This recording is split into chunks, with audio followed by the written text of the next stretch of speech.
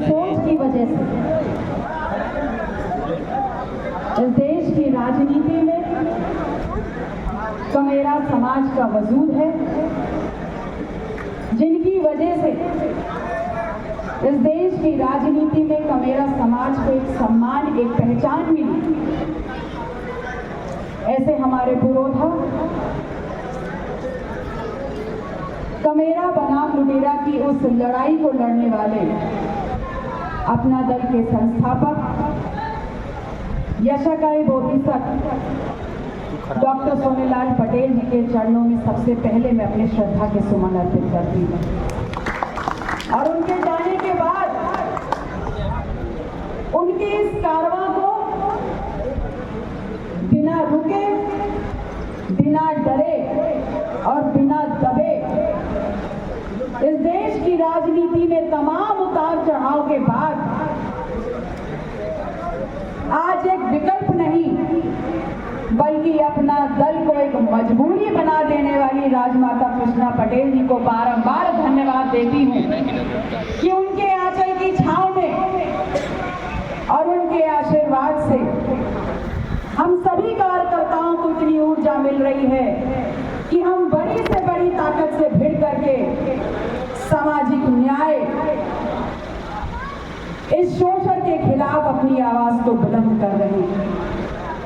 और बहुत फक्र है इस बात का कि जब हमको मीडिया के माध्यम से ये बताने का काम किया गया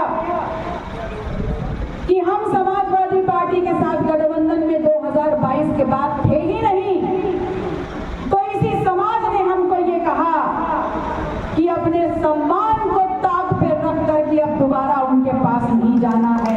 हम नया आंदोलन खड़ा करेंगे और नई लड़ाई लड़ेंगे।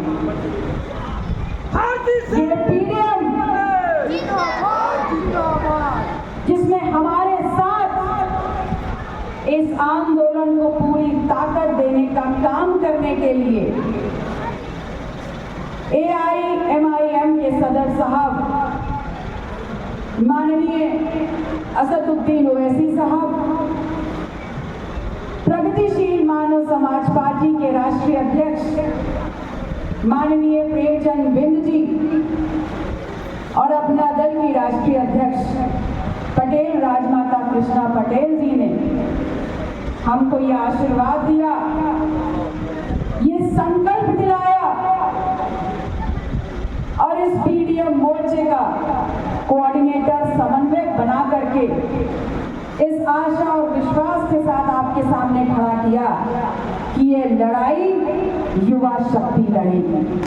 और युवा शक्ति जब जब मैदान में उतरती है तो आप सबने सुना होगा कि जिस तरफ जवानी चलती है उस तरफ ये राजनीति मुड़ती चली जाती है। मैं सर्वप्रथम मिर्जापुर की इस पावन धरती पर इस पीडीएम के अपने सभी सहयोगी AIM के जिला अध्यक्ष खालिद तिवारी जी का, प्रगतिशील मानव समाज पार्टी के जिला अध्यक्ष वीरेंद्र बिंद जी का, अपना दल के जिला अध्यक्ष श्याम बहादुर जी का और अपनी तीनों ही घटक पार्टियों के सभी कार्यकर्ताओं का, समर्थकों का, मानने वालों का, मिर्जापुर की जनता का, सुरक्षा में लगे सुरक्षा कर्मियों का और लोकतंत्र के सबसे मजबूत स्तंभ जो हमारी कही हुई बात को आप तक पहुंचाने का काम करते हैं अपने पत्रकार बंधुओं का, और उनसे भी पहले उस व्यक्ति का जिन्होंने इस महफिल को सजाने का काम किया है, ऐसे हमारे पीडीएम के मिर्जापुर के प्रत्याशी आदरणीय दौलत सिंह पटेल जी का हार्दिक स्वागत, अभिनंदन और वंदन करते हैं। अपना दल की मुहिम रही है और अपना दल एक नया नाम नहीं, हमारी मुहिम रही है हमेशा से, सन 1995 से कि दलित, पिछड़ा, मुसलमान के हक और हुकूक की लड़ाई लड़ी जाए, पूरी ताकत से लड़ी जाए, सड़क से लेकर सदन तक लड़ी जाए। और हम इस संकल्प के लिए प्रतिबद्ध हैं और जितने कार्यकर्ता मिर्जापुर में होंगे,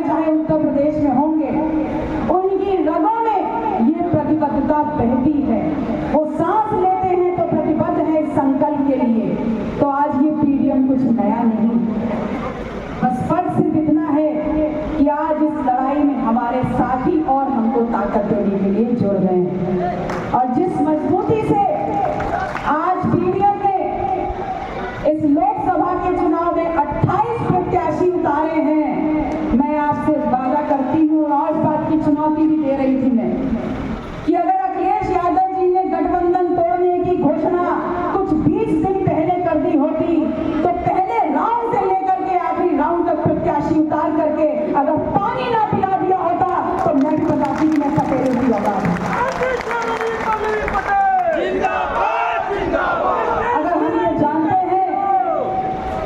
अगर हम ये जानते हैं कि आपकी जब पूर्ण बहुमत की सरकार थी और 2012 में जब आपकी सरकार गई तो आप मात्र 47 विधायक लेके चुप बैठ गए। उन 47 विधायकों को 2022 में 111 विधायक राजमाता कृष्णा पटेल की वजह से मिले, ओम प्रकाश राजभर जी की वजह से मिले। ये तमाम साथी थे जिन्होंने आपके वोट के प्रतिशत को बढ़ाने का काम किया था और 111 विधायक बनते ही आपको ये लगने लग गया कि आप ही सर्वे सर्वा हैं। अगर आप सम्मान नहीं देंगे, अगर आप भागीदारी नहीं देंगे तो आज हर समाज को पता है कि लड़ करके आंदोलन करके अपनी भागीदारी कैसे लेनी है। ये पीडीएम इसी बात की मुहिम है। क्या गलत कहा था मैंने? सिर्फ यही तो कहा था कि अगर आपके पास 3 राज्यसभा की सीटें हैं तो एक राज्यसभा की सीट अक़लियत को दे दें, एक राज्यसभा की सीट दलित को दे दें और एक राज्यसभा की सीट किसी पिछड़े को दे दें। तो इन्होंने क्या किया? इन्होंने उस महिला को सम्मान देना जरूरी नहीं समझा जो सड़कों पे खेतों में मेहनत करके अपने परिवार के लिए भरपेट रोजी का गुजारा कर रही है, उसको सम्मान देना जरूरी नहीं समझा। इन्होंने उसको सम्मान देना जरूरी समझा जो भरे पेट और भरे जेब से थे। मैंने इनसे कहा कि अगर आप अक़लियत की एक महिला को आगे बढ़ाएंगे तो बहुत दूर तक की नज़ीर कायम होगी। उस समाज में ये जाएगा कि आप कैसे हर समाज की भागीदारी सुनिश्चित कर रहे हैं। लेकिन इनको ये भी समझ में नहीं आया। उनको समझ में आया वो व्यक्ति जिसने पिछड़ों का त्रिस्तरीय आरक्षण खत्म कर दिया था उसको उम्मीदवार नामित कर दिया। तो ये बताइए कि जो हमारा त्रिस्तरीय आरक्षण खा गया हो, क्या पिछड़े और दलित मिल करके उसको राज्यसभा के सदन में भेजने का काम कर सकते हैं? नहीं कर सकते। तो ये सोच है उनकी। जब उनसे पूछा कि आप क्या सोच रखते हैं, आप कैसे परिभाषित करते हैं पीडीए को, तो पिछड़ा, दलित और ए में ढेर भर कंफ्यूजन था। कभी अगड़ा था, कभी अल्पसंख्यक था, कभी और था और कभी आधी आबादी था। ये ए जो था कंफ्यूज्ड ए, ये पूरे समाज को कंफ्यूजन दे रहा था, पूरे समाज को भ्रमित कर रहा था।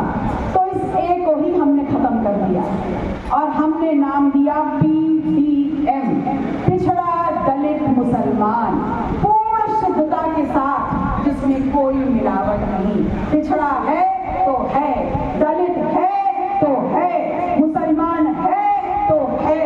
और ये लोग वो हैं जो 2014 में, 2017 में, 2019 में, 2022 में भारतीय जनता पार्टी के खिलाफ पूरी ताकत से इनके साथ खड़े होकर के इनको जिताने में लगे हुए थे। लेकिन कमबख्त इनके बीच में बैठा हुआ वो मीर जाफर, वो आपके वोटों की सौदागरी करके आपको मुझको नाबूद करने के लिए आपके बीच में आके बोलता है कि कभी आप अक़लियत हैं, कभी आप अल्पसंख्यक हैं, कभी आप महिला हैं, कभी आप आधी आबादी हैं और कभी आप अगड़ा हो जाते हैं। जब तक पूर्ण शुद्धता नहीं होगी विचारों की, जब तक पूर्ण शुद्धता नहीं होगी संकल्प की, तब तक आप किसी भी आंदोलन का नेतृत्व नहीं कर सकते। ये आपको क्या बताते हैं? 2014 में आपके बीच में आए भारतीय जनता पार्टी के लोग, तो आपसे कहा कि सब कुछ बदल देंगे और विकास लाके दिखाएंगे इस देश के हर कोने में। तो मैं आप लोगों से पूछती हूँ कि विकास की परिभाषा क्या है? क्या विकास की परिभाषा रोड लाइट हो सकता है? और अगर रोड और लाइट भी है तो इस मिर्जापुर जनपद में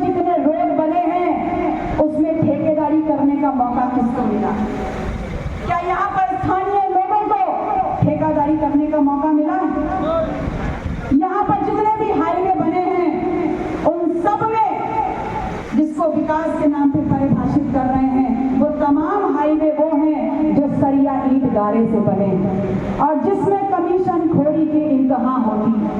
तो अगर ऐसा भी काम हो रहा है तो क्या यहाँ के लोकल लोगों को, स्थानीय लोगों को उसमें काम मिला?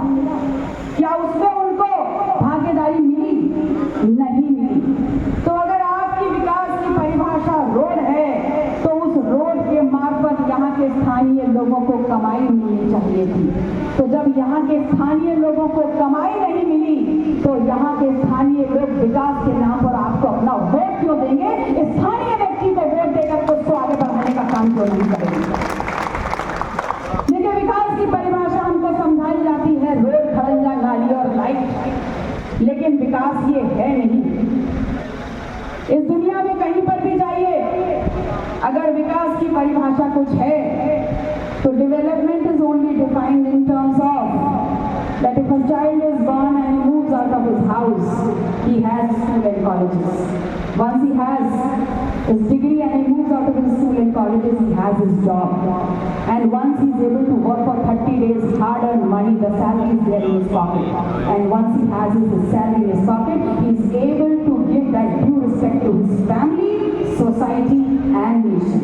मतलब विकास की परिभाषा है कि अगर एक बच्चा पैदा होकर घर की दहलीज से बाहर निकले तो उसको स्कूल और कॉलेज मिल जाए, और स्कूल और कॉलेज में जब पढ़ करके डिग्री लेकर के वास्तविक जीवन के लिए निकले तो उसके हाथ में उसकी नौकरी हो, और जब 30 दिन वो नौकरी में काम कर ले तो उसकी मेहनत की कमाई, उसकी तनख्वाह उसकी जेब में हो, और वो जेब में जब वो तनख्वाह आएगी तो वो अपने परिवार का, अपने समाज का और अपने देश का विकास खुद ही कर लेगा। तो झूठे विकास की परिभाषा की आवश्यकता